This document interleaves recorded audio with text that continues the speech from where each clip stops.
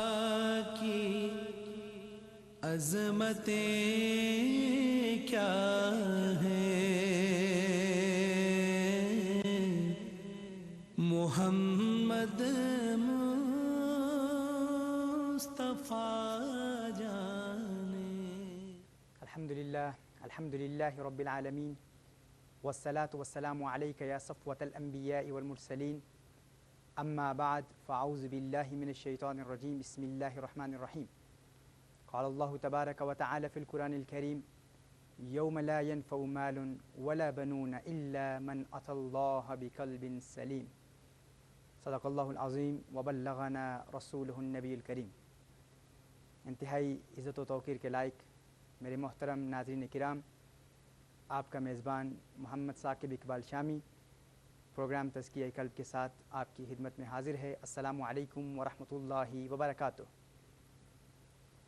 محترم ناظرین، اولاً تو میں کل کے پروگرام کے لیے غیر حاضری کی وجہ سے معذرت کا خواستگار ہوں۔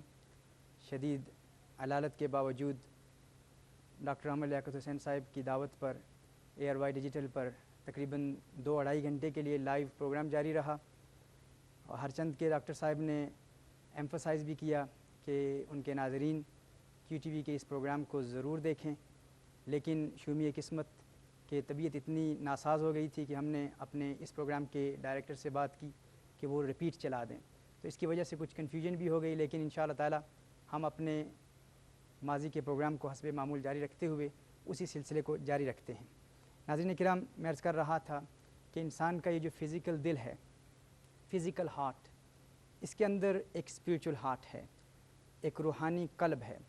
روحانی قلب کے عجائب پر گفتگو کرنے سے قبل میں چاہوں گا کہ کچھ پروگرامز میں، چند ایپیسوڈز میں ہم اس فزیکل دل کو بھی ڈسکس کر لیں، اور اللہ عز و جل کی اس عجیب و غریب تخلیق، ایک محیر العقول اور حیرت آفرین تخلیق کو بھی ڈسکس کر لیں۔ اللہ عز و جل نے ہر انسان کے سینے میں ایک دل رکھا ہے، اور ہم چاہیں گے کہ انشاءاللہ ان پروگرامز میں اس فزیکل دل پر بھی کچھ کلام کریں۔ محترم ناظرین،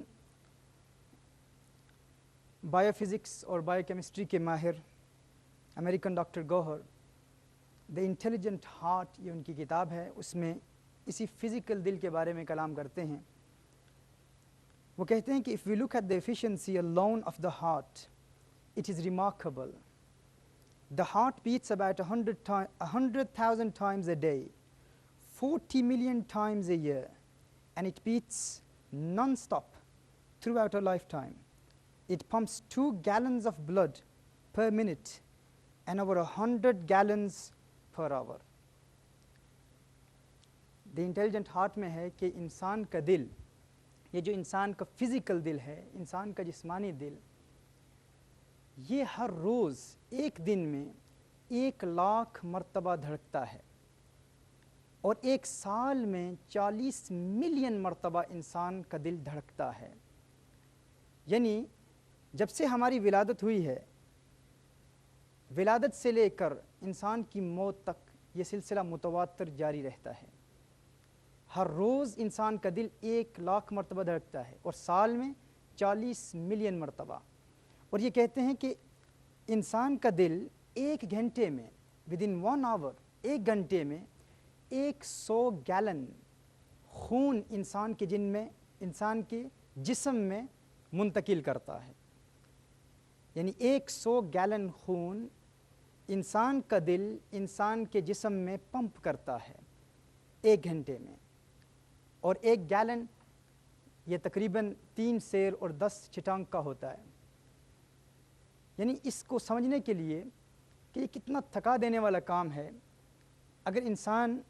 اگر آپ ناظرین بھی اپنی مٹھی کو بند کریں اور کھولیں، پھر بند کریں اور پھر کھولیں، اور اس عمل کو جاری رکھیں، اور دیکھیں کہ کتنے وقت تک، کتنے منٹوں تک یہ عمل آپ جاری رکھ پائیں گے۔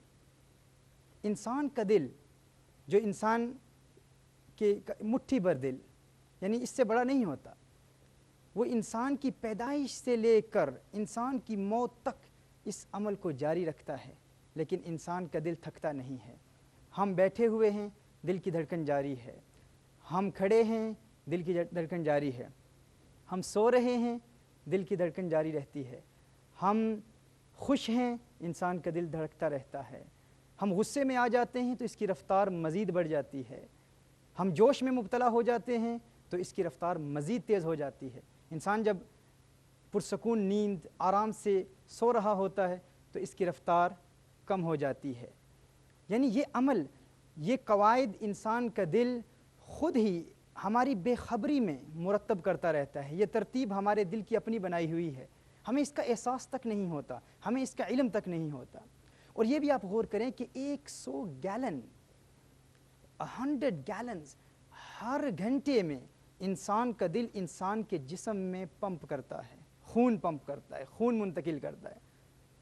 اگر آپ کسی انسان کو کہیں کہ انسان یہ عمل کر کے دکھائے، یعنی اگر ایک انسان کو کہا جائے کہ تو 1 گھنٹے میں 100 گیلن کسی ایک جگہ سے دوسری جگہ منتقل کر، تو وہ انسان بھی تھک جائے گا۔ لیکن اس انسان کے سینے میں بائیں جانب ایک چھوٹا سا دل ہے جو ہماری ولادت سے لے کر ہماری موت تک یہ عمل جاری رکھتا ہے، اور ہمیں اس کا احساس تک نہیں ہوتا، ہم توجہ ہی نہیں کرتے، ہمیں علم ہی نہیں ہوتا کہ یہ عمل جاری ہے۔ ناظرین کرام، یہاں یہ بھی عرض کر دوں کہ انسان کا یہی دل، یہی فزیکل دل، جب اس کے اندر انسان کا روحانی دل، انسان کا اسپریچول ہارٹ، روحانی قلب، وہ ربانی اور روحانی لطیفہ، جب وہ ٹریننگ کے بعد، اس تزکیہ قلب کو مکمل کرنے کے بعد جب وہ روحانی دل بیدار ہوتا ہے، تو وہ روحانی قلب اس فزیکل قلب پر ایسے اثرات مرتب کرتا ہے، ایسے اسپریچول اثرات مرتب کرتا ہے کہ اس جسمانی دل کی ہر دھڑکن کو ورد اللہ اللہ اللہ کا عادی بنا دیتا ہے۔ سبحان اللہ، یہ اللہ عز و جل کا ایک عظیم کرم ہے کہ وہ لوگ جو تزکیہ قلب کے مراحل سے گزرتے ہیں وہ محسوس نہیں کرتے، وہ سو رہے ہوتے ہیں پرسکون، آرام سے نیند سو رہے ہوتے ہیں، آرام سے سو رہے ہوتے ہیں، لیکن ان کا دل اللہ اللہ اللہ کی صدائیں بلند کر رہا ہوتا ہے۔ لیکن محروم ہیں وہ لوگ ناظرین جو اس دنیا میں آتے ہیں، زندگی گزارتے ہیں، کاروبار کرتے ہیں، ڈگریز حاصل کرتے ہیں، مال کماتے ہیں، اللہ انہیں اولاد کی نعمت سے نوازتا ہے، لیکن وہ یہ جانتے ہی نہیں کہ ان کے سینے میں ایک دل ہے جسے انہیں زندہ کرنا ہے۔ وہ سمجھتے ہیں میری زندگی بہت سکسیسفل ہے، میری لائف بہت کامیاب ہے، اور وہ کامیابی کا معیار فقط دنیا کی سکسیس کو کہتے ہیں۔ احباب کیا کار نمایاں کر گئے، بی اے کیا، نوکر ہوئے، پینشن ملی، پھر مر گئے۔ یہی ہماری زندگی کا منتہا نظر ہوتا ہے، یہی ہماری زندگی کا ٹارگٹ ہوتا ہے، ہمیں یہ مل جاتا ہے، ہم کہتے ہیں بس زندگی بہت کامیاب تھی۔ اسی لیے اقبال نے کہا ہے تیرے سینے میں دم ہے دل نہیں ہے، تیرے سینے میں دم ہے دل نہیں ہے، تیرا دم گرم یہ محفل نہیں ہے، گزر جا عقل سے آگے کہ یہ نور چراغ راہ ہے منزل نہیں ہے۔ یہ عقل، یہ چراغ راہ ہے، یہ ہمارا موٹیو نہیں ہے، یہ ہمارا الٹیمیٹ گول نہیں ہے، یہ ہمارا مقصود نہیں ہے۔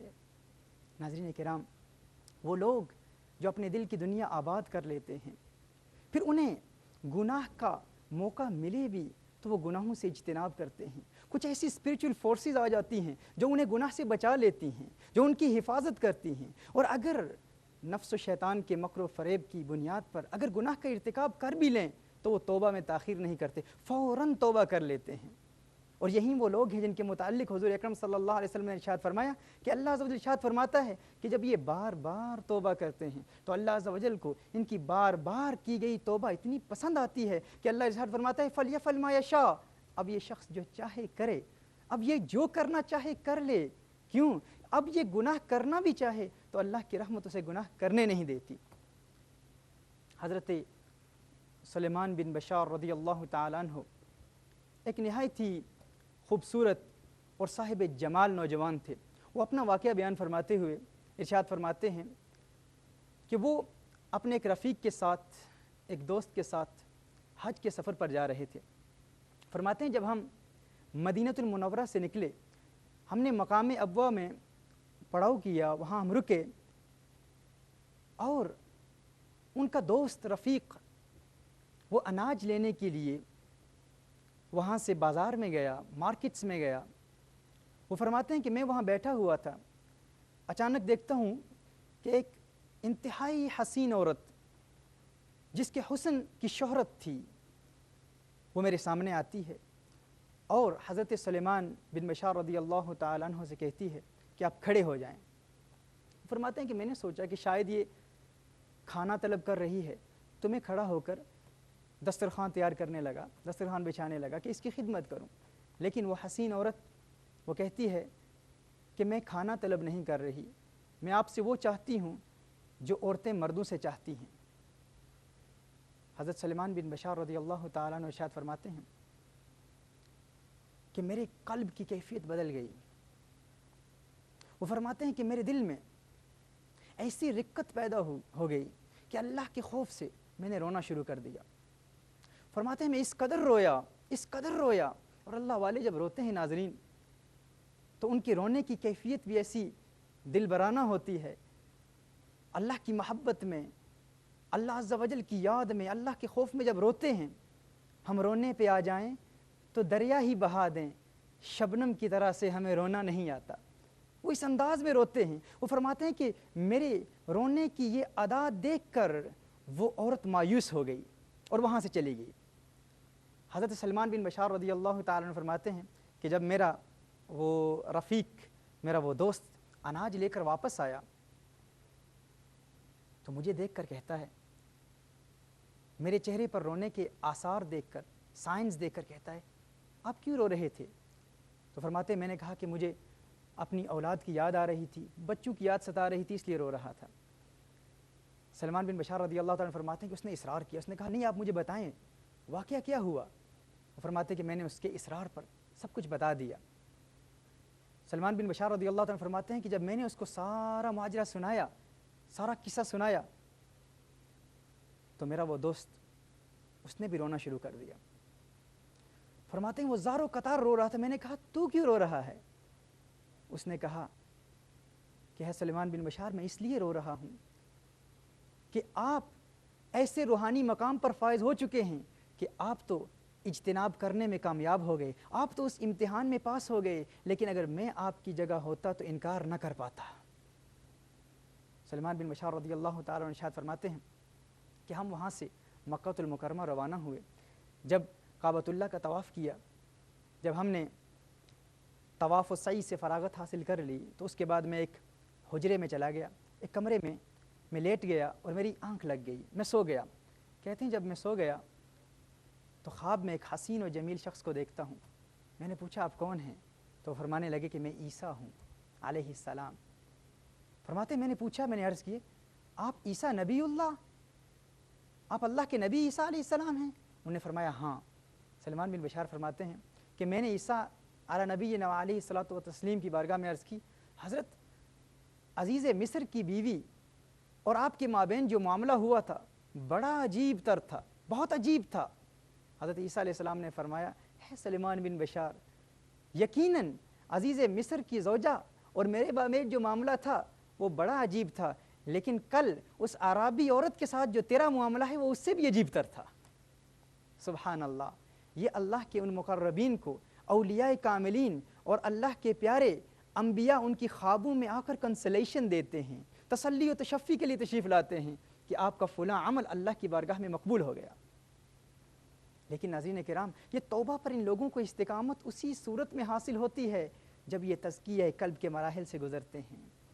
لیکن آخر کیا وجہ ہے کہ آج کا نوجوان تاخیری حربے اختیار کرتا ہے؟ اس کے دل میں شیطان وسوسے ڈالتا ہے، ابھی توبہ نہیں کرنی، بعد میں کر لینا، ابھی میں تیار نہیں ہوں توبہ کے لیے، ابھی میں پریپیئرڈ نہیں ہوں توبہ کے لیے، جب وقت آئے گا تو کر لیں گے، ابھی بہت عمر پڑی ہے۔ امام غزالی رحمۃ اللہ تعالی ارشاد فرماتے ہیں کہ یہ شیطان کا بہت بڑا وسوسہ ہوتا ہے۔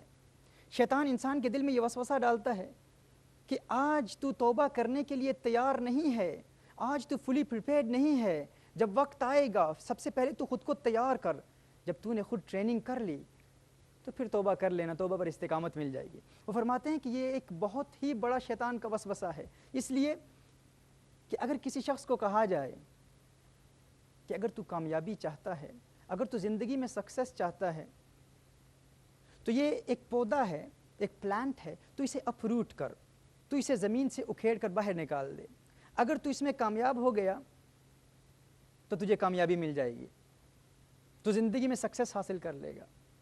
امام غزالی فرماتے ہیں اگر وہ شخص جواباً کہے کہ میں ابھی اس کو نہیں نکالوں گا، ابھی اس پودے کو اپروٹ نہیں کروں گا کیونکہ ابھی میں کمزور ہوں، آج سے 10 سال بعد میں اس پودے کو زمین سے باہر نکالوں گا، وہ فرماتے ہیں اس سے بڑا کوئی احمق نہیں ہوگا، وہ اس لیے کیونکہ وہ یہ نہیں جانتا کہ آج سے 10 سال بعد وہ پودا ایک تناور درخت بن چکا ہوگا، وہ زمین میں اپنی جڑیں بہت مضبوط کر چکا ہوگا، اور یہ جو شخص ابھی جوان ہے، جب یہ اس پودے کو اکھیڑنے کے لیے تاخیر کر رہا ہے، مؤخر کر رہا ہے، یہ 10 سال کے بعد کمزور ہو چکا ہوگا۔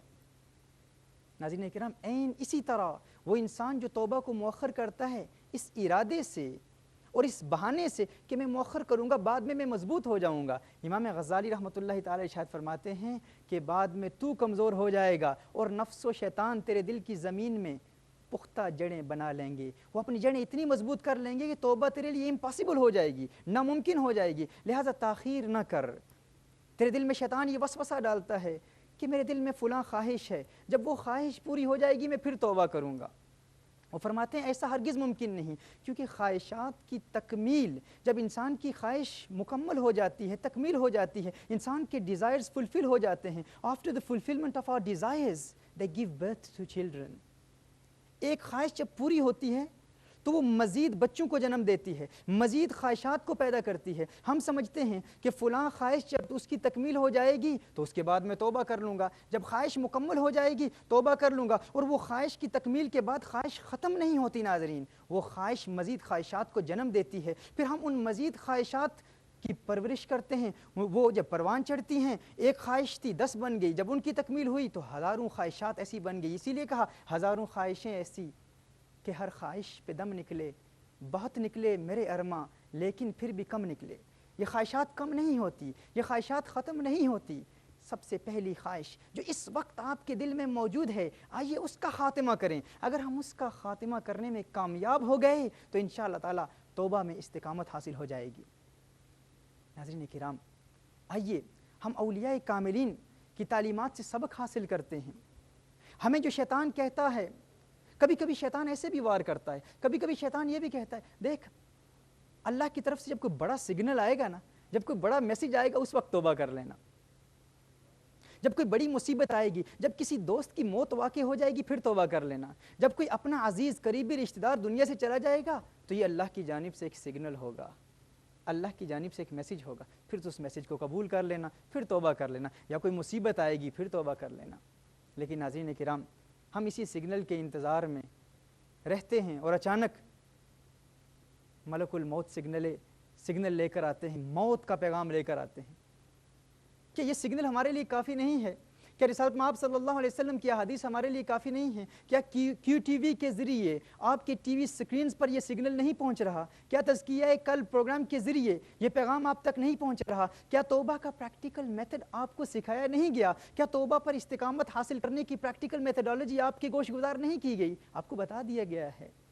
تو ہم کس سگنل کا انتظار کر رہے ہیں؟ جو مخلصین ہوتے ہیں، جو اللہ سے محبت کرتے ہیں ناظرین، وہ تو چھوٹی چھوٹی چیزوں میں سگنلز تلاش کیا کرتے ہیں اور انہیں قبول کر لیتے ہیں۔ حضرت ابو حفص حداد رضی اللہ تعالیٰ عنہ، ان کی توبہ کا سبب بھی ایک چھوٹا سا سگنل تھا، ایک چھوٹا سا پیغام۔ یہ بھی ایک حسین عورت کے عاشق ہو گئے تھے اور اس کے عشق میں انہیں نیند نہیں آتی تھی، راتوں کا قرار چین لٹ چکا تھا۔ انہیں کسی نے بتایا کہ ایک یہودی جادوگر ہے، آپ اس کے پاس جائیں، وہ ایک ایسا عمل کرے گا کہ آپ کو وہ عورت مل جائے گی۔ یہ اس یہودی جادوگر کے پاس جاتے ہیں، اسے کہتے ہیں کہ مجھے فلاں عورت سے بہت محبت ہے، میں چاہتا ہوں کہ کسی طرح وہ عورت مجھے مل جائے۔ یہودی جادوگر نے کہا اس کا حل یہ ہے کہ آپ 40 دن اللہ کو یاد نہ کریں اور کوئی نیک عمل نہ کریں، کوئی عبادت نہ کریں، 40 دن بالتواتر آپ نے کوئی نیکی نہیں کرنی۔ انہوں نے حامی بھرتے ہوئے کہا ٹھیک ہے، میں کوئی نیکی نہیں کروں گا۔ 40 دن کے بعد اس جادوگر کے پاس واپس تشریف لائے، اس نے کہا 40 دن کوئی نیکی نہیں کی؟ آپ نے فرمایا بالکل کوئی نیکی نہیں کی۔ اس جادوگر نے عمل شروع کیا لیکن وہ عمل کرنے میں کامیاب نہ ہوا۔ اس نے کہا کیا آپ شور ہیں؟ کیا آپ پورے وثوق اور یقین کے ساتھ کہہ سکتے ہیں آپ نے کوئی نیکی نہیں کی؟ آپ نے فرمایا میں نے کوئی نیکی نہیں کی۔ اس نے کہا ہو نہ ہو کوئی نیکی تو آپ نے کی ہوگی۔ آپ نے فرمایا کوئی قابل ذکر نیکی اس وقت تو مجھے یاد نہیں ہے، لیکن اتنا یاد ہے ایک مرتبہ ان 40 دنوں میں گلی میں گزر رہا تھا تو رستے میں ایک پتھر تھا، تو اپنے کسی مسلمان بھائی کو اس پتھر کی تکلیف سے بچانے کی خاطر اس پتھر کو میں نے ایک طرف کر دیا تھا کہ اس سے کسی مسلمان بھائی کو تکلیف نہ ہو۔ ناظرین کرام، اس جادوگر نے کہا، اس یہودی جادوگر نے کہا کہ ہے ابو حفص، تو نے ایک عورت کی محبت میں، فقط ایک عورت کی محبت میں تو 40 دن اپنے رب کی عبادت سے محروم رہا۔ تیرا وہ رب کہ جس نے تیری اس ایک ادا کو مقبولیت کا ایسا درجہ دیا، تیری ایک ادا، تیرا ایک ادنا عمل، تیرا ایک چھوٹا سا عمل تیرے رب کو اتنا پیارا لگا کہ تیرے رب نے تجھے ایسے مقام پر فائز کر دیا، اس عمل کو ایسا مقبول کر دیا کہ میری مدتوں کی محنت اور میرا مدتوں کا جادو آج ناکام ہو گیا ہے، اور ایک عورت کی محبت میں تو نے 40 دن اس کریم رب سے جدائی اختیار کر لی، اس کریم رب کی عبادت سے محروم ہو گیا۔ ابو حفص حداد نے اس بات کو قبول کیا، دل پر ایسا اثر ہوا، ایک یہودی کے اس سگنل کو قبول کر لیا اور توبہ پر قائم ہو گئے، اور اللہ نے انہیں توبہ پر استقامت دے دی اور ولایت کے مراتب پر فائز ہو گئے۔ ناظرین کرام، اولیاء کاملین کی ان تعلیمات میں ہمارے پاس ہمارے لیے بہت زیادہ اسباق ہیں۔ آئیے ہم بھی آج اللہ کے سگنلز کو اور ان پیغامات کو قبول کرتے ہوئے یہ ارادہ کر لیں کہ ہم بھی توبہ پر استقامت حاصل کریں گے۔ اللہ تعالیٰ ہماری حاضری کو قبول فرمائے اور آپ کی سماعتوں کو قبول فرمائے۔ اللہ تعالیٰ عمل کی توفیق عطا فرمائے۔ ہم اسی پیغام کو انشاءاللہ تعالیٰ کل کے پروگرام میں جاری رکھیں گے۔ وآخر دعوانا ان الحمدللہ رب العالمین۔ خدا کی عظمتیں کیا ہیں،